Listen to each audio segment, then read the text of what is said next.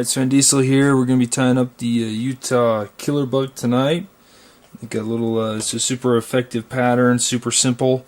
I've got loaded in a Stealth C14, and I'm going to weight it down with a little bit of lead wire. I'm going to be using just some .15015, and we're going to go ahead and put about 8 to 10 wraps on here. This also, not only does it weigh it down, but it helps form the shape, saves you a little bit of thread, and you'll see why here in a minute. If you haven't fished this, tie some up. It's super quick and super effective. I'm using hot pink. I've also fished it in red, orange, and also in like a pale pink as well. And let's go and tag end out. And now you don't need to, the way I do it, I don't need to cover this completely in solid wraps yet. I'm just going to make sure there's a little bit of a slight blend of that taper in the rear. And we're going to be using, for this, it's a Jameson's Spindrift. Oyster is the color of choice. I have a few other colors, but Oyster seems to be the effective pattern for at least my local waters here. And let's go ahead and get that tied in, and you can see why I didn't cover that lead completely yet, because I just lay that wool over the top. And now at this point I'm going to go ahead and try to cover that up as best as possible while I'm reaching around this massive camera, and we'll just get it pretty good. I'm sure you guys can see better than I can. And I'm going to be using the rotary function of my vise, so I'm going to go ahead and put a little knot there. Now you can spin this with the way the yarn is blended.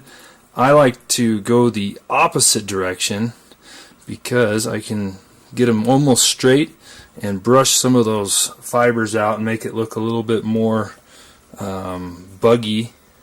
And then you just want to twist it up and a bunch of times so that it's super tight.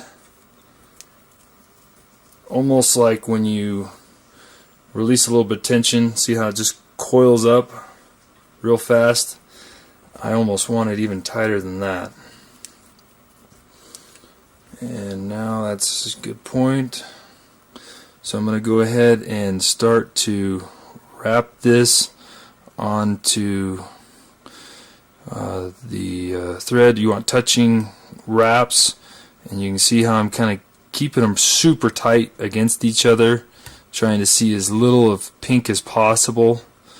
And you can also, if you get a gap like that, back off a few wraps and get it even tighter. And now once you get up to the eye, you want to leave a little bit of space, because you want to have a nice hot spot on the front. And if you crowd the eye, it's going to be hard to do that. And I secured it once behind. There's twice, and now there's a third time. And let's back a little bit of back wraps there. I think that's pretty secure. So let's snip that as flush as I can. Now instead of cleaning that up using wraps, I'm just going to use my whip finishing tool and build up a little bit of a head, trying to secure all those lingering fibers. That one just doesn't want to come. It's probably because I'm videoing, but you can see that right there. That's a pretty good head. I'm just going to build it back just a little bit deeper of a hot spot. Let's go ahead and snip out that thread, and you can use head cement. I'm just using a loon thin, just a very minimal amount, and we'll go ahead and cure that. And you can see by doing those wraps how it actually forms, you know, a ribbing. They're super tight. And to finish it off, I always just take a little bit of a brush. You can use Velcro, just kind of rough it up just a tad bit, and there you go. That's it.